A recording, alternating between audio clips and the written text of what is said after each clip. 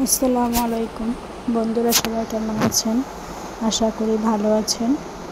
তো আজকে আবারও চলে আসলাম আরেকটি নতুন ভিডিওতে।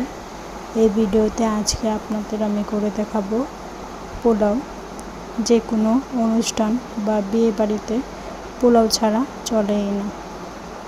সবাই পোলাও অনেক পছন্দ করে, তাই আজকে চলে আসলাম পোলাও রান্নার ভিডিও নিয়ে। তো আমার ভিডিওতে আমি তাড়াহুড়া করায় অনেক কিছু অংশ বাদ দিতে পারিনি, তো আপনারা দেখে বুঝে নেবেন। তো আপনারা ফার্স্টে দেখতেই পেলেন যে আমি 2 কাপ পেঁয়াজ নিয়েছিলাম, নিয়ে তারপর 3 কাপ তেলে পেঁয়াজটা ভালো করে ভেজে নিলাম।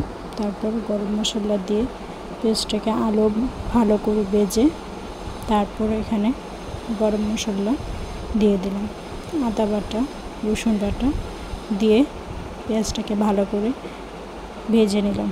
পেঁয়াজটাকে ভালো করে কিছুক্ষণ ভাজার পর আমি 10-12টা কাঁচামরিচ দিয়ে দিলাম। আমার চালের পরিমাণ বেশি ছিল, তাই আমি কাঁচামরিচ বেশি দিয়েছি। আপনারা আপনাদের পরিমাণ মতো বুঝে দেবেন। তো কাঁচামরিচ দেওয়া হয়ে গেলে আমি এই মুহূর্তে চুলার আঁচটা একদম কমিয়ে চালটাকে ভালো করে উপর নিচ করে ভালো করে ভেজে নেব।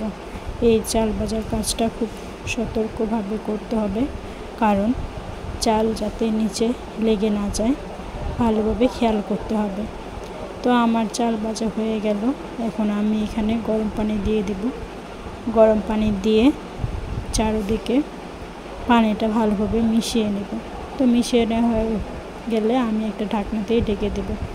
ঢাকনা দিয়ে ঢাকার ঠিক 10 মিনিট পরে আমি ঢাকনাটা খুলে আমি দেখব যে আমার চালটা হয়েছে কিনা। চালটা আবার একটু নেড়ে দেব। নেড়ে দেওয়ার পর আমি চালটাকে একটু আবার নাড়িয়ে ভালো করে মিশিয়ে নেব। তো তারপর আমি যখন দেখব যে আমার চালটা একদম পারফেক্টলি হয়ে গেছে, তখন আমি এই মুহূর্তে একটু ঘি দিয়ে দেব। ঘি দেওয়ার পর আমি আরও 5 মিনিটের মতো ঢাকনা দিয়ে ঢেকে একদম লো আঁচে বসে দেব। আর হ্যাঁ, এই মুহূর্তে খেয়াল রাখতে হবে নিচে একটা তাওয়া অবশ্যই বসিয়ে দেবেন। তারপর নিচে তাওয়া দেওয়ার পর আমি একটা গাজর ভালো করে গ্রেট করে নেব। এই গ্রেট করা গাজরটাকে আমি এই পোলাওর সাথে ভালো করে মিশিয়ে দেব। হ্যাঁ, এই কাজটা খুব ভালোভাবে করতে হবে।